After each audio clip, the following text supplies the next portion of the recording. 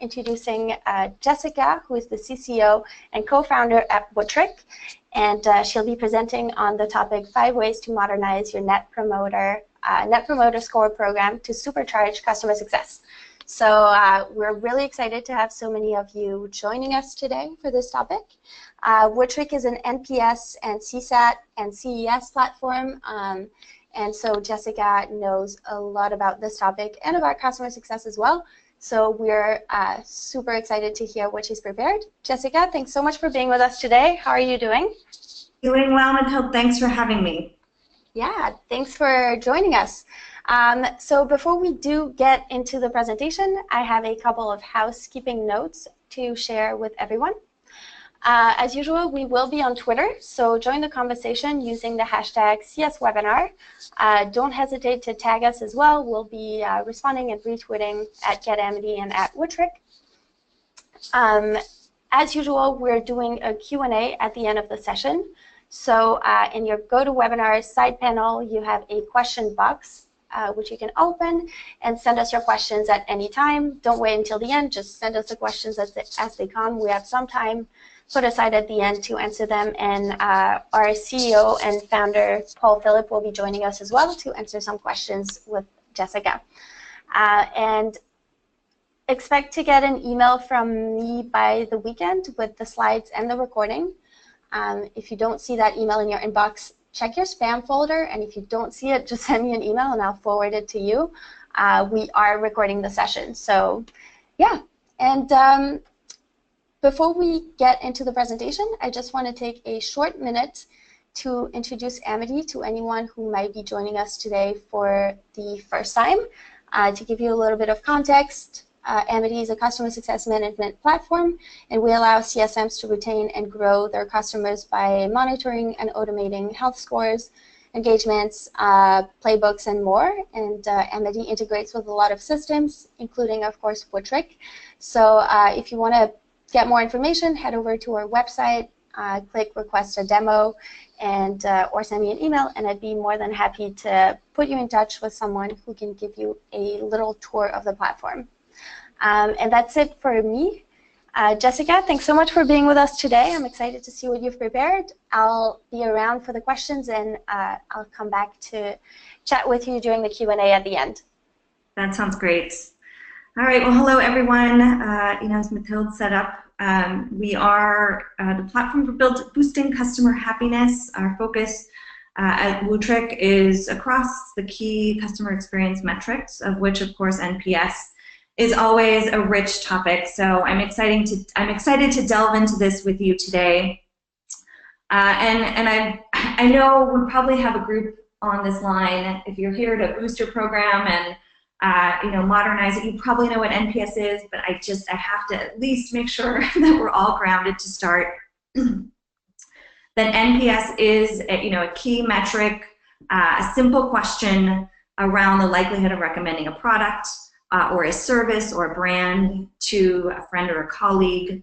It is a standard question on a scale from 0 to 10. It's the most common implementation, from not all likely to extremely likely. And the output of that answer that your customers provide groups into 3 different buckets. Promoters, the 9s and 10s, passives, your 7s and 8s, and detractors, your 0 to 6 scores. The actual Net Promoter Score, just as a reminder, is the percentage of your promoters minus the percentage of your detractors. And so your range is from 100 to negative 100. And I think most of us in the technology and SaaS world, are aiming for things in the 40 to 60 range.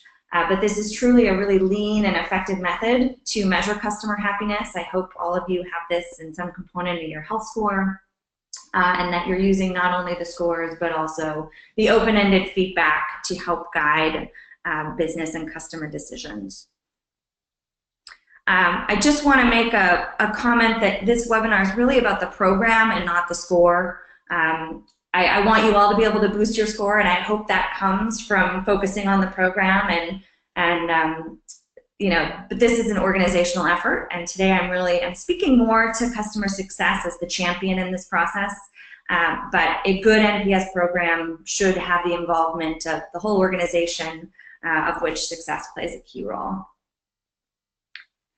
So if I can get a few things out of this today to help you, I really hope that I can get you to increase your response rates so that you hear from more customers, that you can make the data that comes in from your NPS programs more actionable, and that at the end of this, you are all winning your customers for life.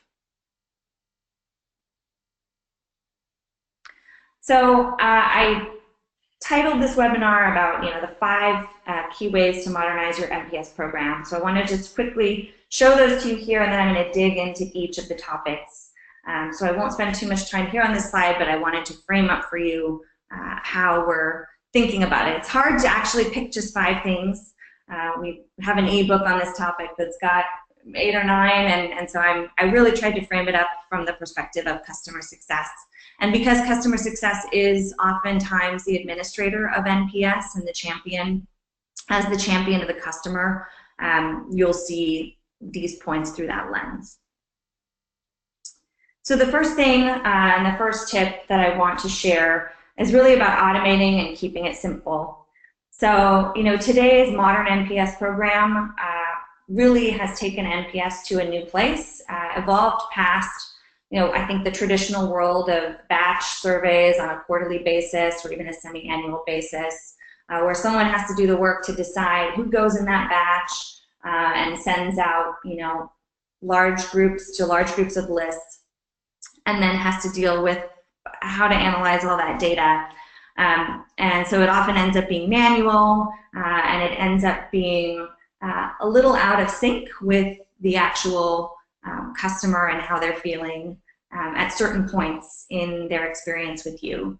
So when I think about today's modern NPS, I put a few of the items here that I think are really important. It's real time, so you're able to actually take advantage of lots of new systems and tools to help you automate this process, which means you get a true customer pulse. So today's modern NPS, from what we see, rolling surveys really are the norm now. And technology has allowed us to do this efficiently for teams. So, NPS moves from a quarterly check-in to really a daily or a weekly metric that you can look in on and help keep yourself oriented towards how the customer is doing at any time. The other thing that's very modern about NPS is the approach now to keep it short and simple. I think traditional surveys have really gone on the long form path, and what's very unique about a modern program and an automated program is to not use NPS as one of 10 questions that you fatigue your customer with, but keeping it short and simple. You always have other opportunities to ask for deep insights, but the more responses you can get to this question, the better proactive and prepared you can be to close the loop with your customer and start deeper conversations. The other thing that automation and simplicity provide in a modern program is you're really able to capture customer attributes in a way that helps give contextualization to your feedback. So if you think about ways of running these programs previously, there's still some work to do to connect the dots between the responses of your users and some of the traits about them, be it the various pricing plans that they might be on, or certain value levers or classifications for them as users in your company. So this modern approach and the automated approach of actually collecting data lets you bring these attributes together with the response. And so that sets you up for a lot of more meaningful analyzing of the qualitative feedback and really gives you that additional ability to slice and dice so that you can look at your NPS scores and your feedback in the right context for your business, be that by a particular user group, by a particular cohort. And so the net result of all this is you're seeing higher response rates, your data is more relevant, and it is more timely, and the results that are coming in are more accessible and actionable for you as a team.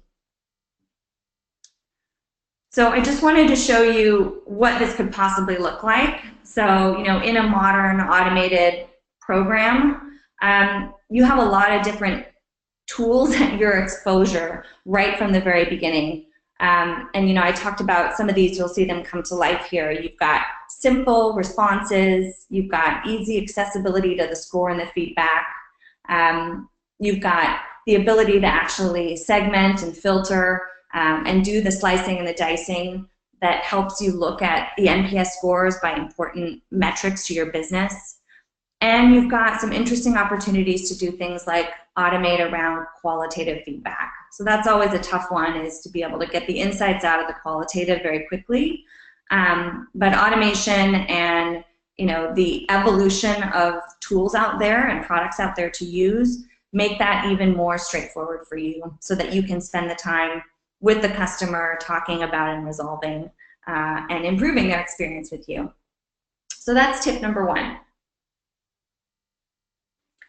Tip number two is about channels. And so, when we think about modern Net Promoter Score, our customer and our products are becoming more diverse, and they live on a lot of unique platforms that we provide to them. I mean, some of us have SaaS applications, and so we've got products that people engage with on a regular basis. Some of us have mobile apps.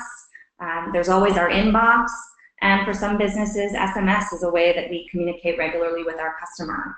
So, modern NPS, in my mind, is also about turning the table on where the focus should be in surveying customers. And I really believe that we should be finding the right places to survey our customers where they want to hear from us and where they like to engage with us.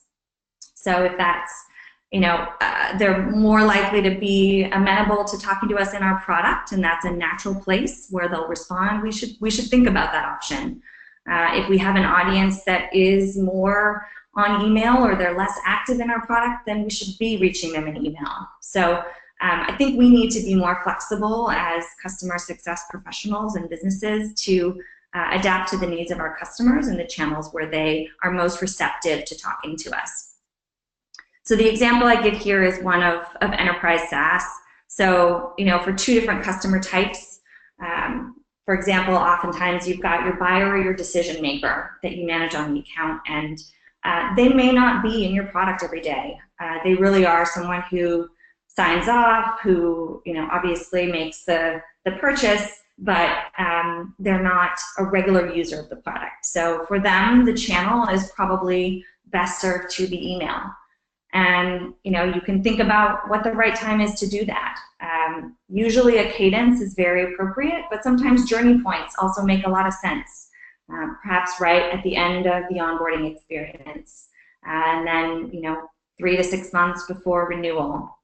So those part of your customer base, that piece of your customer base, can be on a slightly different plan that's really unique to how they engage with you and your product. Now, on the other side of the equation, you have the users who are actually inside your product, who are regularly active. And so for them, they may not have that same kind of relationship with you where an email coming from you would be as meaningful. So that lends itself to considering other options to get their feedback, and a really powerful one to consider is something like in-app inside of your web or your mobile application. And so for those active users, catching them on a cadence would be a more appropriate way to engage, and will probably yield you much higher response rates than trying to catch them in the inbox where they don't have that established relationship with you. So just if you haven't really considered what channels you speak to certain users on most effectively and incorporate that into your strategy, I believe that's an opportunity for you to do so in the future. Another interesting tip in modern NPS is to bring your customers along on this journey. And so if there's one thing I've seen, it's easy to get started, and just systems allow you now to quickly get surveys out to customers and start a process. But if you're really committing to the system, you're committing to the loop and closing the loop with customers. And sometimes that loop even starts before the survey goes out. So one thing that I've seen be really very successful is to actually do a little bit of upfront education. And so here, this could be as simple as sending out an email or preparing in a newsletter or a blog your vision for a Net Promoter Program and how you're using customer feedback. And honestly, I don't think you have to be new to NPS to do this. I think it can be something that you reinforce, even if you have an existing program. But the value of just letting people know what you're up to, why you're doing this, what they might see from you, and your expectations can just help to set the initial playing field so that when that survey shows up, they are that much more connected to the concept and will be that much more likely to respond. I do think that message should come from someone senior in the company, you know, perhaps even the CEO, to say, hey, this is something that we really care about, and the time that you're taking to do this is going to improve the experience, and we really are listening. So, you know, here it's really about trying to get your customers more engaged in the process too, make them more likely to consistently give you feedback. And, you know, at the end of the day, we all really want not just the score, but those open-ended comments. And so sometimes just providing a little bit of setup can help encourage someone to put those extra few thoughts down in the open-ended feedback box.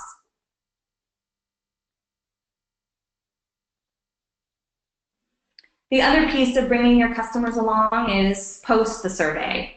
So, you know, we all need to have sustainable follow-up strategies, and I think this is where it can start to feel really overwhelming to manage NPS, because you don't just want to send surveys and then not be able to get back in touch with customers. Ideally, this process does loop back and in some way helps the customer know that their feedback was heard.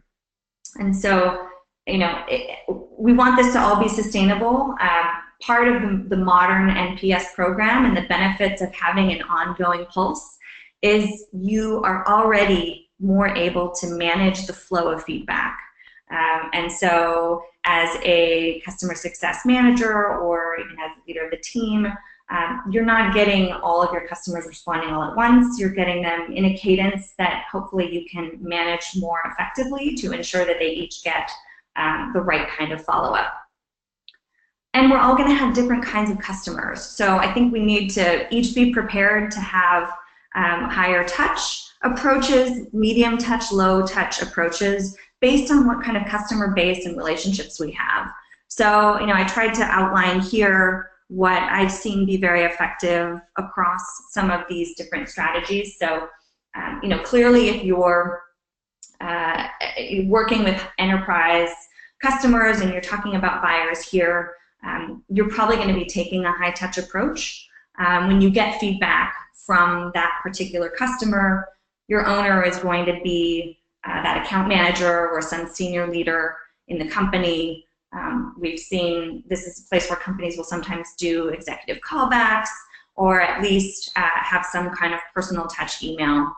And, you know, here it really is all about immediately after the feedback, thanking for the feedback, probing for additional details, and of course, if there are concerns raised, managing those concerns quickly and efficiently before they become bigger problems. I think and this approach, I think most people think about, oh, I have to respond to each and every customer. I think we naturally think about the high touch bucket, where there's a lot of opportunity for all of us to be much better connected to the rest of our customer bases through the medium and the low touch avenues. So once you've dealt with your enterprise customers or your VIP user base, you can look at other ways to make sure that everyone else still gets a touch.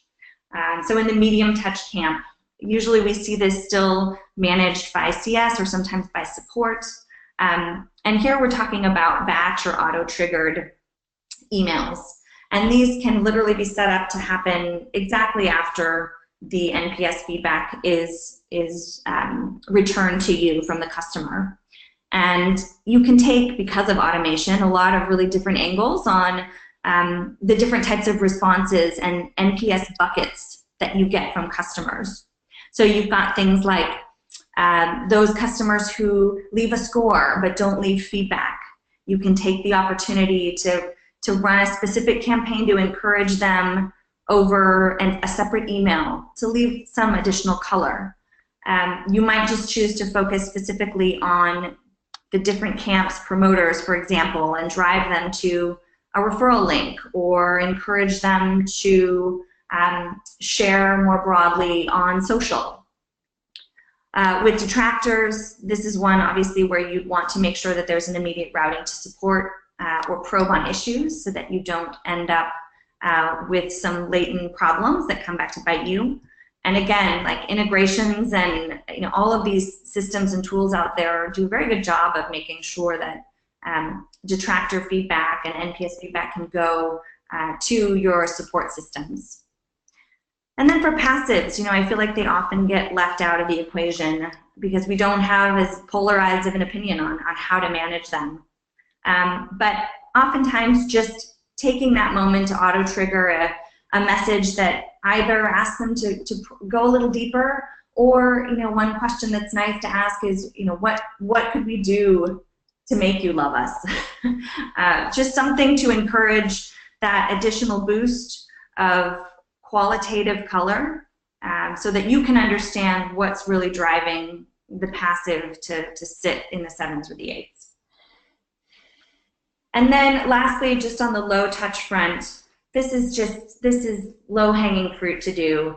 And regardless, honestly, I think even if you don't have high-touch customers, even if you've already got a really robust plan for your medium-touch customers, you should still consider having this low-touch avenue, which is to share out to your customer base what you've been learning over the course of your NPS journey.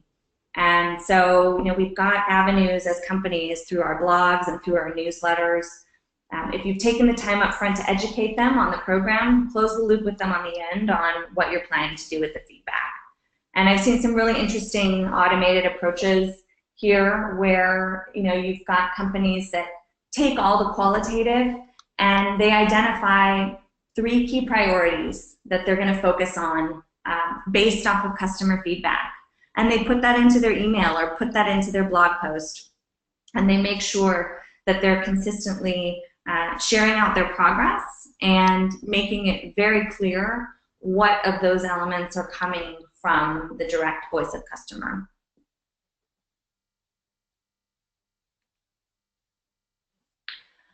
Okay, tip number 4, power up your QBR with end user feedback.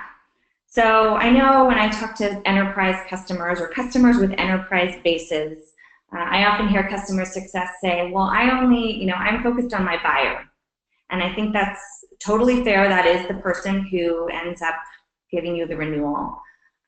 But what I've seen is the power of end user feedback and collection of end user feedback and really supercharging how you structure your QBR and the relationship you build with that buyer.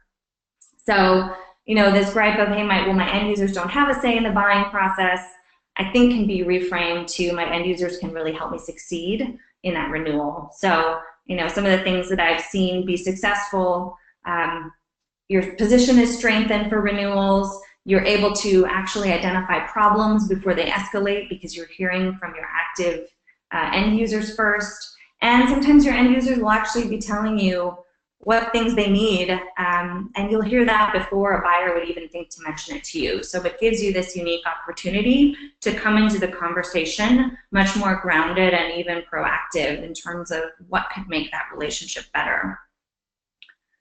So a way that you could implement this is to actually build in an end user survey or end user NPS or even CSAT into this process. I'm going to recommend in-app surveys here because if your customer is engaging with you inside your product, This is an end-user relationship where that's probably their only context for talking with you, and so they really make a lot of sense to get feedback. You can use some of the low-touch or even medium-touch automation processes to acknowledge their feedback so that this doesn't become a huge burden for you. But the real value is being able to roll up all of those thoughts that you're hearing from a specific customer, make that a part of your QBR conversation, and showcase those results. And keep the customer updated with every QBR on the new things that end users have brought up, new issues that you've heard and that you're working on. And I've seen this be such a valuable tool to elevate the conversation that you're having, because you're now becoming a trusted partner. You're really helping to increase the customer's perception of you and their loyalty to you, and you are becoming more of a value driver in the relationship by leveraging all the information that is available to you and all the tools available to you to make that conversation richer. So this is a tip that I think is still a little bit underutilized, but really has a lot of punch behind it when I think about how to supercharge your customer success conversations.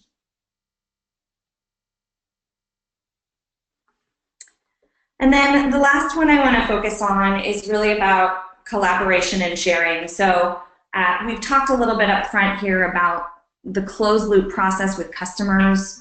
I really believe the internal closed loop is as important as the external one, and customer success, as we've talked about, is just one piece of the puzzle in all of this.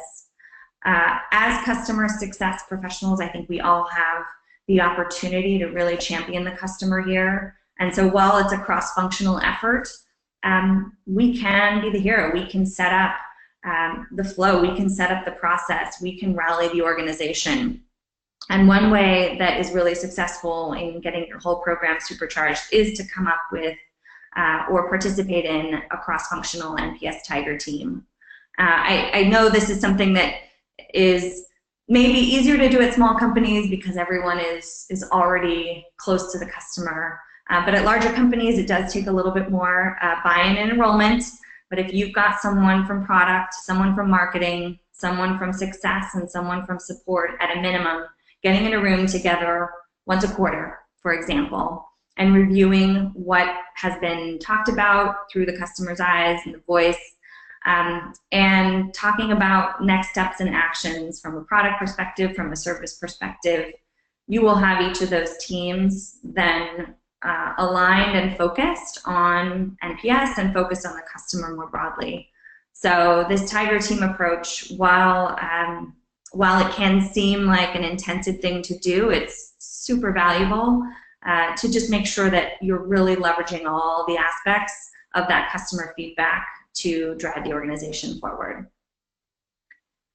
And along with that, enabling visibility in everyone's systems. I think we're in a new age where all of our tools can talk to each other, all of our products can talk to each other, and there is no reason for NPS data to only live with the success team on an account record in a customer success platform. There's every reason for that data to be everywhere that each team is viewing customer information. So if you're using a support platform, that data should be going into support as well to give context for their cases. If you have an automation marketing platform and marketing is sending out campaigns, they should know what customer scores are and what their latest feedback is so that they can consider doing some segmented campaigns to make the most value out of those customer relationships, be it for testimonials or customer advocacy groups, so many opportunities in the way to message and to rally new participation by customers in important efforts to the business.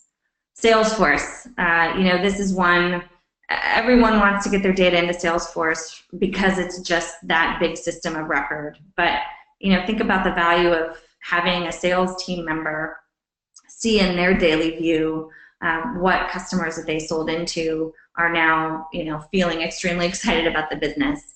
That may lead to some rich new discussions or potentially upsell opportunities as well.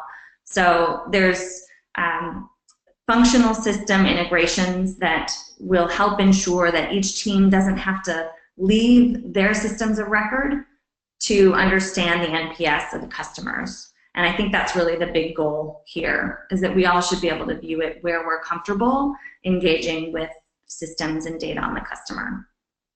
The last one I'll mention is Slack.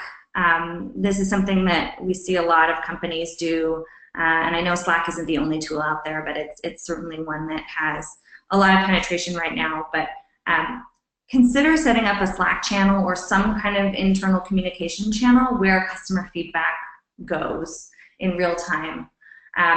This is something, it's something we do. It's something most of our customers do, actually. It's probably our most used integration. But, for ourselves even, the engineering team can go to this channel. The product team can go to this channel.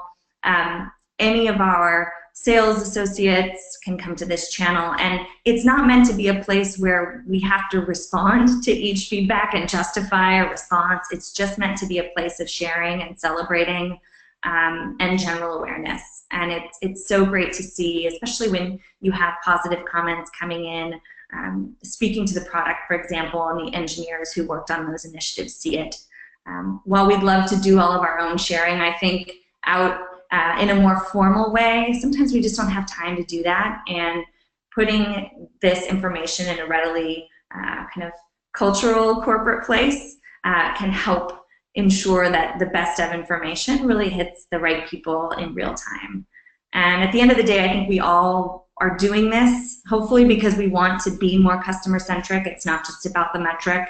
And so all of these focuses on collaborating and sharing internally just help to enforce and reinforce that company culture to keep it more in tune with the customer. So these are my 5 tips for modernizing your Net Promoter Score program. And I was thinking to actually share one particular example of a joint customer of Amity and Wootrick that I think has really put a lot of these into place quite well. And it's been an interesting evolution to watch this customer over time, because when they first began, they were just doing a very straightforward in-app NPS program. And at the time, they didn't even have a success platform, and it really just was about, hey, we know we wanted to start doing this early and that we want to focus on the customer. So we're going to get our feet wet, and we're going to start collecting this feedback from our user base. And then as time evolved and they grew, suddenly they had a robust customer success platform, they had an active Salesforce instance. Then it was like, well, okay, how can I even make this program more effective? And one big piece of that was, where can I get the data so that my teams can be smarter about setting up responses to them and managing the feedback flow. And so suddenly then, we're looking at, okay, well, let's figure out how to get this data into Amity, and let's figure out how to get this data into Salesforce. And so once that visibility was there, then we started talking about, okay, well, some of my customers aren't in my platform, and we build that relationship with them in Amity. So what can I do to ensure that those customers are getting NPS surveys and they're being reached in a way that's comfortable for them? And for them, it was that CSM point coming through the Amity platform. And so we said, great, let's set up separate email campaigns that can be triggered through Amity to actually ensure that buyers are not being reached in-app, but they're being reached in their inboxes from their CSM based off of milestones in the journey for that customer. And so, this program has now evolved to incorporating multi-channel. It's collaborative. They're reaching out to every customer. And, at the beginning, I think Matilda and I even mentioned, NPS isn't the only metric you can think about. This team has also pinpointed CSAT as something that they wanted to bring into the journey. And so, all of a sudden, now there's some additional color that they're getting for different touch points, for the onboarding touch point, for example, around CSAT. And that helps to preempt their NPS scoring that will then, reach them a little bit later in their evolution of time with this company. So I love that example because I just thought it was a reflection of how to bring a number of these tips to life to set up a structure that's sustainable and that really has helped them to get closer to customers using the most rigorous and also automated methods that they can. And it's elevated the way that they're able to communicate back to customers and leverage that feedback to drive better results for themselves. So integrations are powerful, channels are powerful, and the NPS process is something that I think will continue to evolve, and I'll continue to come up with new tips and tricks I hope that can be useful to this audience. So that is what I have to share with you today. At the end of the day, I just want to say, like, none of this has to be complex, and I hope that in talking about these things, it hasn't appeared to be complex. I think there are streamlined solutions available to make all of these different tips accessible.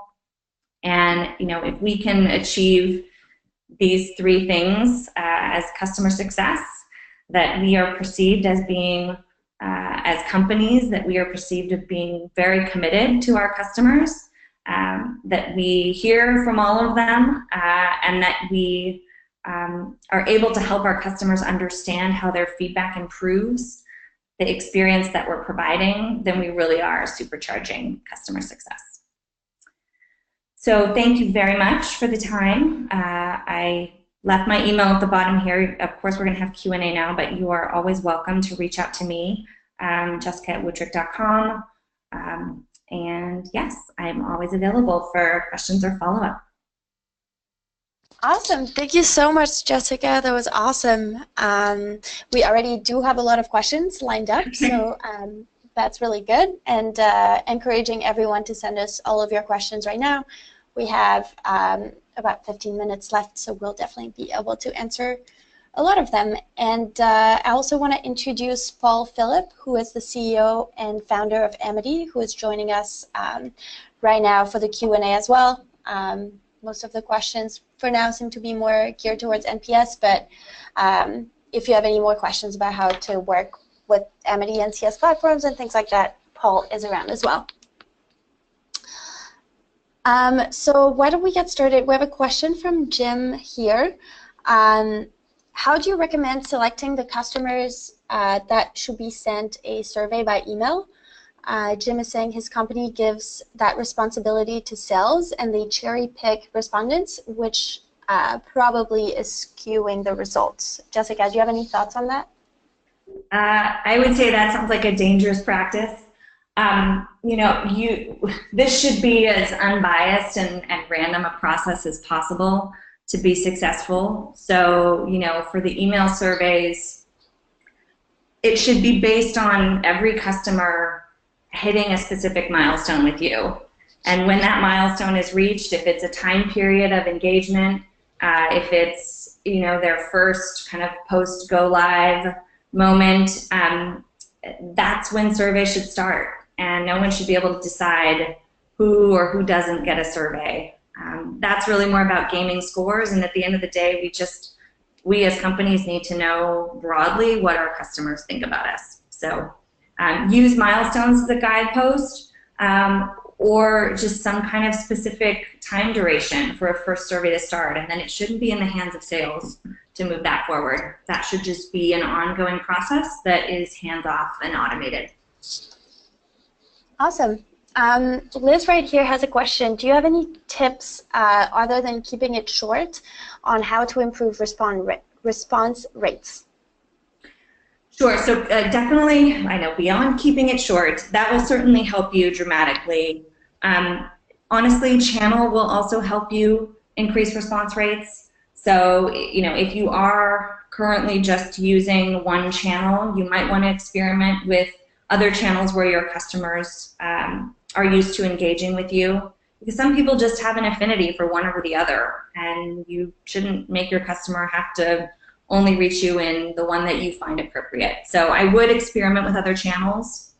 And then the other piece is really about this kind of priming and follow-up element to driving response rates up. So if you are letting your customers know that this is something they'll see from you, that it's important, that you'll be listening to it, it will give them that second moment, that second look when the survey comes through, whether that's, you know, an email or in a product, that, hey, this could be worth my time because I'm going to get something out of this. And that also is an important reason why timely closed loop will maintain, if not improve, your response rates over time. So those would be my three hit list items for response rates. Awesome, thanks. We have a Woodtrick user here who is asking a question. We actually have two questions that kind of go together. Ava is saying, so they do integrate Woodtrick with Slack, and it seems that the reaction from non-customer success people is to react negatively and blame CS whenever they get a passive or detractor response. Wondering if you have any thoughts on how to change this, because for her team, the surveys also reflect on product feedback and not just CS feedback. And we did have another question wondering if NPS should be a KPI for the customer success team's performance, or if it's too influenced by product. Got it. So for the first question on the Slack channel, I think you have to set up the expectations for that channel up front. Maybe it's something you pin at the top, maybe it's something the team has to remind, and I've had to do this as well, that this is just a place for general, it's almost a, I know Slack is a two-way conversation, but in this case it's more of a one-way sharing. It's not the place where you should be voicing issues back to customer success, because that's the last thing the customer success team needs, is to have to also respond internally to other members of the team on Slack about why X, Y, or Z. You know, you guys have the ball to work with the customer and absorb that feedback.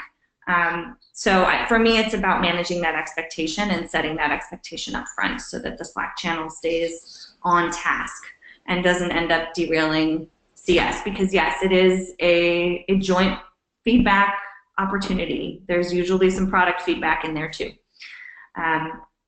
So that's for the Slack channel. And then the second question, sorry, can you say it one more time, Matilda? Yeah, for sure. So it was, should NPS be a KPI for the CS team's performance, or is it too influenced by product as well as the performance of the actual customer success team? I mean, I think it should be a corporate KPI. Everyone should have a role in improving NPS. You know, I think the CS team should use it as a KPI. But, you know, at the same token, product delivering on elements within the feedback in a timely fashion is also an important element in ensuring that the score trends in the right direction. So I wouldn't, using it as a KPI is one thing, tying it to compensation is another thing. And so I would advocate for the former, but not the latter. Awesome. Question from Tom here is, can you give a little bit of insight on NPS versus CSAT and their relative strength and ideal uses of both? Ooh, sure. Whoops. My computer's updating. Sorry about that. Great time, computer. It kicked me out of the webinar. Did you take back control? Sorry. No, we can still see the Q&A. Right back to Q&A. Thanks. Sorry about that. Okay, sorry, I got distracted there. So the relative strengths of NPS versus CSAT. So, you know, NPS still, I believe, is a better relationship metric. It should be that thing that you're asking on a regular cadence, regardless of what the customer has been doing with your product, or, you know, how they've been reaching out to you from a service perspective. So that really is your true north, ongoing pulse of customer health. CSAT metric is something that I think is much more appropriate in a transactional context. But, you know, it's interesting because sometimes companies will say, you know, customers respond strangely to NPS inside of my product because perhaps it's not something that they recommend to others. And so in that case, you may find that actually CSAT works a little bit better. because NPS assumes this. If you read the question literally, it's assuming that you're actually talking to other people and friends about the product, and for some people, if they take it literally, they'll just never answer that question well. So CSAT in those cases can be helpful. I would say one other way to counteract that is actually to adjust the audience of your NPS question. So, you know, saying would you recommend to a friend or colleague may not work for everybody. I have found some success changing that up in the context of end users to make it feel more like something they can relate to, you know, another person who uses marketing software, or, you know, try and find a way to help bring it to their world so that they won't have objections in the way the question is worded. Awesome. Another question here from Kat is, how do you balance sending out updates, newsletters, surveys, etc., while not crossing the line of becoming annoying to the customer with too much communication? Sure. Well, so leveraging your channels effectively is one way to do that. And then, you know, these things are really on a very specific cadence. So any one customer should never hear from you more than once a quarter, once every 6 months with a survey ask. And then to have a broad front loading of communication on the survey effort, and a quarterly to maybe even make a semi-annual communication on how you've internalized those results and how you're acting on them. I think that's not too much to ask, especially if the information inside is high value. And I think that's especially true with the reporting out of results. You should be able to be quite specific about how each of the feedback items that have come in from customers are being turned into real product improvements that will improve the experience for that customer, and that makes that email very readable. If you're really concerned, you know, roll that piece into your newsletter, or again, post it on the blog. You know best how much you communicate with your customers and what might be fatiguing to them, so that's the benefit of having other channels and outlets at your disposal to communicate that information. Perfect. Building on this, we have a question here from Josh, and maybe you can go ahead and answer it from your point of view. Maybe Paul will have something to say about it as well. What are some ways to get started with automating a rolling relational NPS program? So, for instance, survey given to a customer twice a year, and applying the program across the entire customer base. So just general, if you have any tips on how to get started with automating an automated NPS survey. Well, you know, if you're just starting out, I think the easiest thing to first figure out is, you know, what platform you want to use to do it. Because literally once you pick a platform, it becomes very straightforward to begin the automation process. And whether that's something that you want to do starting in email or you want to do starting in product, the modern NPS platform is set up to make this turn-on moment extremely easy for you. I would recommend that you actually start broad. If you're a really large company, I could see where perhaps you'd want to pick a particular line of business to begin serving on and automating so that you can test and learn. But if you're a mid-sized business, just get going. Use segmentation to your advantage to help you understand what different groups are saying, but just start collecting it and let it flow across your customer base.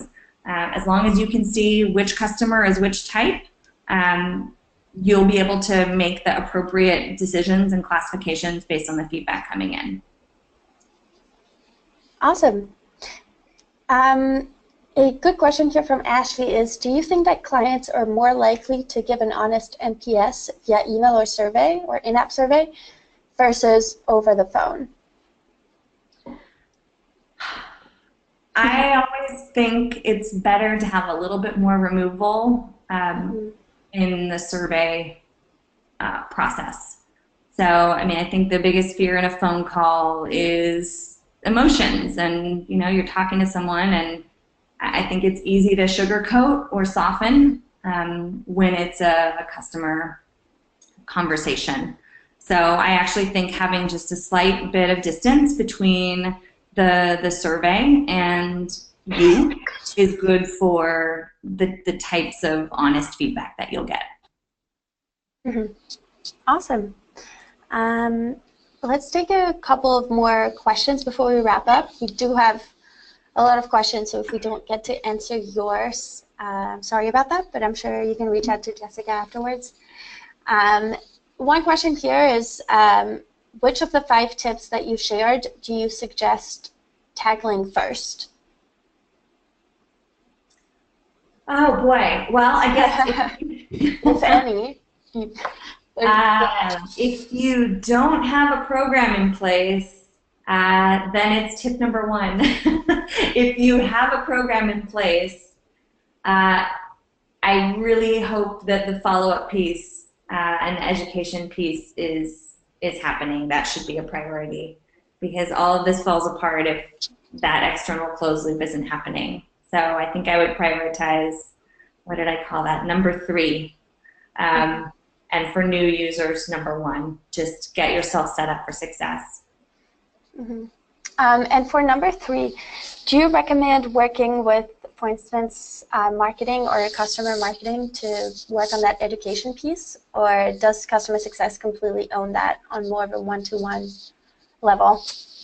Oh, I think that one is a cross-functional effort. I think that's one where you might, even if you don't have a formal Tiger team, you might just want to touch base with marketing, because that is an external communication. I know you're just meaning to communicate that you are doing a survey and its value, but I think marketing can help put some appropriate finesse on that. So bring them in for sure. Awesome.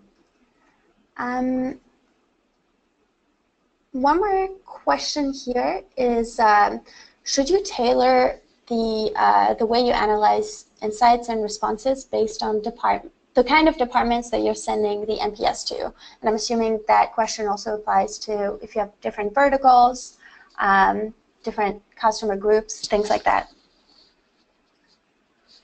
So the question is obviously the same as it goes out to all of those customers, but you do want to be capturing these various verticals and other customer attributes with the responses. It's hard for me to say for certain that there'll be differences in the scores, but the beauty of taking advantage of some of the automation now with NPS is you can know exactly whether that is relevant or not when you start to do your analysis.